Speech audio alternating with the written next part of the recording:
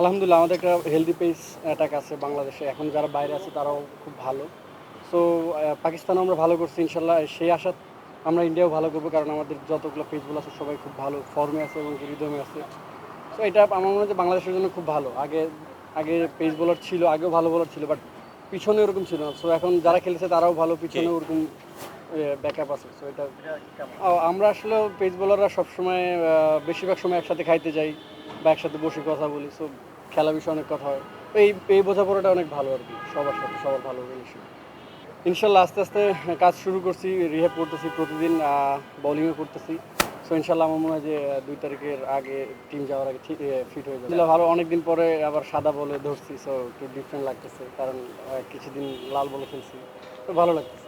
এখন সবাই দেখেন, সবাই সবার ফিটনেস নিয়ে খুব কাজ করতেছি। সো আমার মনে হয় যে ফিটনেস ইস্যুটা সবাই সবার দিক থেকে ইমপ্রুভ করছে। সো ইনশাল্লাহ আমার মনে হয় না বিশ্ববার কোনো ফ্যাক্ট হবে এখন পেস বোলারদের বোলিং করতে। ওই ওই প্রশ্নের সাথে একটু যোগ করি। আপনাদের স্কিল নিয়ে অনেক বেশি প্রশংসা হয়, পেসারদের স্কিল নিয়ে। ঠিক আপনারা যে এত ভালো ফিট, যে কারণে 15-16 ওভার টানা একটা স্পেল করতে পারেন বা 10 ওভারের একটা স্পেল করতে পারেন। আপনার কাছে কি মনে হয় যে শেষ কয়েক বছরে 5-6 বছরে ফিটনেসেও অনেক বেশি উন্নতি করেছেন বলে পেসাররা আরও বেশি সাফল্য পাচ্ছে? অবশ্যই আমাদের যে সব পেস বোলারের দেখেন সবারই ফিটনেস বা স্পিনার বা ব্যাটসম্যান সবার ফিটনেসটা কিন্তু অনেক ইমপ্রুভ হয়েছে। সো ফিজিও ট্রেনার ওদেরকে অবশ্যই থ্যাঙ্কস দিতে হয়, কারণ ওরা অনেক কাজ করতেছে আমাদেরকে নিয়ে। সো এটা ভালো। এর বাইরে কি আলাদা কোনো কারণ আছে কিনা আপনাদের নিজেদের ব্যক্তিগত দিক থেকে? আসলেও আমরা নিজেদের থেকেই চ্যালেঞ্জ করা যে ফিটনেসটা ইমপ্রুভ করলে হয়তো আমাদের ক্রিকেটে আর একটু এফোর্ট বাড়ানো যাবে বা দেশের উন্নতি হবে। সো ওই জন্যই আমরা আরও যে নিজ থেকে আরও বেশি করার ইচ্ছা থাকি আর কি।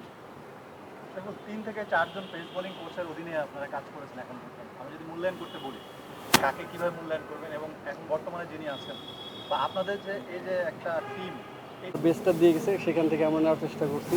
সো ওইখানে ছোট ছোট কিছু নিয়ে আর কি এখন এত দূর আসা। ইন্ডিয়ার সাথে টেস্টের পরে T20 হবে, দুটো সিরিজ এবং আত্মবিশ্বাসী এখন আমরা খুব বেশি। আপনার কি মনে হয় আমরা ইন্ডিয়াকে হারাতে পারবো? ইনশাল্লাহ আমরা হারাবো, আমাদের সেই বিশ্বাস আছে। আমরা পাকিস্তানের সাথে ভালো করে আসছি। সো সেই আশা নিয়েই ইনশাল্লাহ চেষ্টা করব। T20 নিয়ে আপনাদের আলাদা কোনো প্ল্যান বা কিভাবে আসলে এখন প্র্যাকটিস সেশনগুলো সাজছে? আমাদের যে প্র্যাকটিস সেশন সোহেল স্যার সুন্দর করে সাজিয়েছেন। আমাদের প্র্যাকটিস ম্যাচ সিনারিও করতেছেন, আবার প্র্যাকটিস ম্যাচ আছে। সো আমার মনে হয় T20 তো আমরা ভালো একটা প্রিপারেশন নিচ্ছি এখানে। Okay, thank you. Thank you so much.